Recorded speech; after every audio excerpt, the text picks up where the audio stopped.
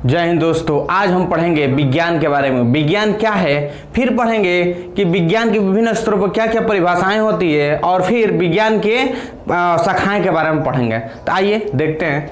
देखिए, विज्ञान को इंग्लिश में क्या कहते हैं? साइंस। विज्ञान को इंग्लिश में क्या कहते हैं? साइंस। और जो साइंस शब्द की उत्पत्ति हुई है वो साइंटिया शब्द से हुई। किस शब्द से हुई है? साइंटिया शब्द से हुई है। और जो एक लैटिन शब्द है, कैसा शब्द है? एक लैटिन शब्द है, और जिसका अर्थ क्या होता है? नॉलेज। क्या होता है? नॉलेज यानी ज्ञान।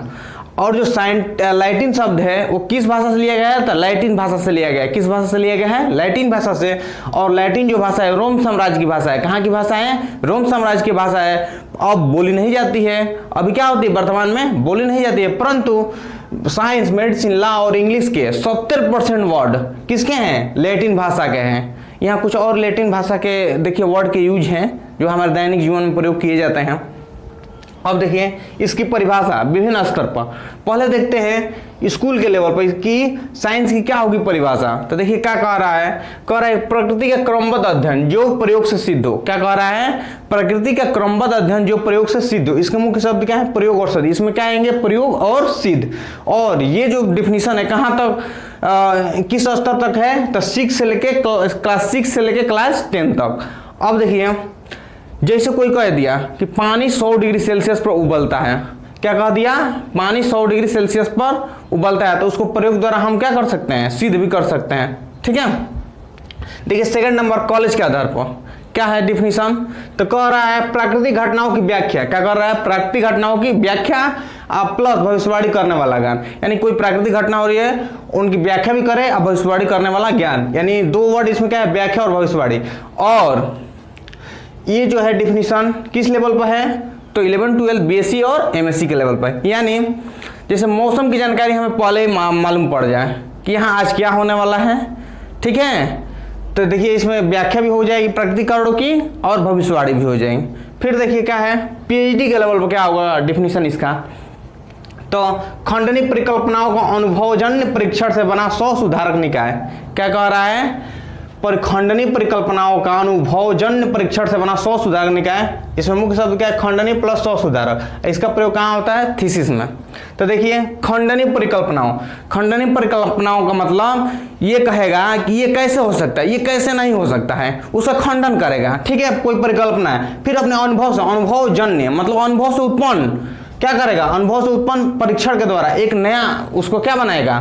एक नया और सही 100 सुधारक निकाय, एक नया परिकल्पना देगा। ठीक है, मतलब कोई नियम है तो इस तर्क करेगा कि ये कैसे सत्य है, कैसे असत्य है। उसके बाद उसको क्या करेगा? अपने अनुभव से उसको सही करेगा और एक नया नियम देगा। तो इसमें क्या कहाँ प्रयोग होता है? थीसिस में। अब देखिए दर्शन के आधार पर साइंस का क्या होगा डिफिनीशन? तो पत्तिगत प्राकृतिकवाद मानकर काम करने वाली पत्ति, और इस मुख्य शब्द क्या है? प्राकृतिकवाद। कहाँ प्रयोग होता है? फिलोसफी पेपर में। देखिए दर्शन का अर्थ होता है साक्षात्कार करना। क्या होता है? दर्शन का अर्थ साक्षात्कार करना, सत्य को जानना। और क्या होता है? सत्य को जानना और जीवन को, अर्थ को समझना। दर्शन का अर्थ क्या है? सत्य को जानना और जीवन के अर्थ को समझना। देखिए इसमें कह रहा है पत्तिगत प्राकृतिकवाद मानकर काम करने वाले पर, यानी विज्ञान को केवल प्राकृतिक कारणों से ही, विज्ञान को केवल प्राकृतिक कारणों से ही काम करना चाहिए। दर्शन बताता है हमें कि विज्ञान को केवल प्राकृतिक कारणों से ही काम करना चाहिए। जैसे उदाहरण के लिए लीजिए कि कोई बीमार हो गया। ठीक है, कोई बीमार ठीक हो गया। जैसे कोई बीमार क्या हो गया? ठीक हो गया। तो धर्म उसको कहेगा ईश्वर की कृपा से ठीक हुआ है, और दर्शन उसे क्या कहेगा? यानी विज्ञान उसे क्या कहेगा? दर्शन का आधार विज्ञान कहेगा कि दवाओं के रासायनिक प्रभाव से ठीक हुआ है। आगे देखिए विज्ञान की क्या पढ़ते हैं? शाखाएं। क्या पढ़ते हैं? विज्ञान की शाखाएं। तो विज्ञान की 4 शाखाएं: प्राकृतिक विज्ञान, औपचारिक विज्ञान, सामाजिक विज्ञान और अनुप्रयोग विज्ञान। प्राकृतिक विज्ञान यानी नेचुरल साइंस, औपचारिक विज्ञान यानी फॉर्मल साइंस, सामाजिक विज्ञान यानी सोशल साइंस, अनुप्रयोग विज्ञान मतलब अप्लाइड साइंस। देखिए अब इन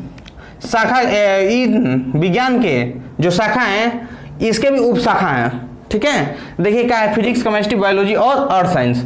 इसमें क्या पढ़ते हैं? निर्जीव और सजीव के बारे में। अब देखिए औपचारिक विज्ञान, इसके क्या है उपशाखा, तो मैथमेटिक्स, लॉजिक माने तर्कशास्त्र, कंप्यूटर साइंस। इसमें नियमों के सिस्टम के बारे में पढ़ते हैं। क्या पढ़ते हैं? नियमों के सिस्टम के बारे में। सामाजिक विज्ञान, देखिए इसकी क्या है शाखाएं, फिजियोलॉजी यानी मनोविज्ञान, सोशियोलॉजी यानी समाजशास्त्र, इकोनॉमिक्स यानी अर्थशास्त्र, जियोग्राफी यानी भूगोल। इसमें क्या पढ़ते हैं? सामाजिक विज्ञान की 4 शाखाएं होगी। इसमें क्या पढ़ते हैं? मानव और समाज के बारे में। किसके बारे में? मानव और समाज के बारे में। अब देखा लास्ट क्या है? अनुप्रयुक्त विज्ञान। लास्ट क्या है? अनुप्रयुक्त विज्ञान। देखिए इसकी क्या क्या शाखाएं हैं? देखिए engineering, medical science, agricultural science और स्पेस साइंस। और इसमें क्या पढ़ते हैं? विज्ञान के उपयोग के बारे में। क्या पढ़ते हैं? विज्ञान के उपयोग के बारे में।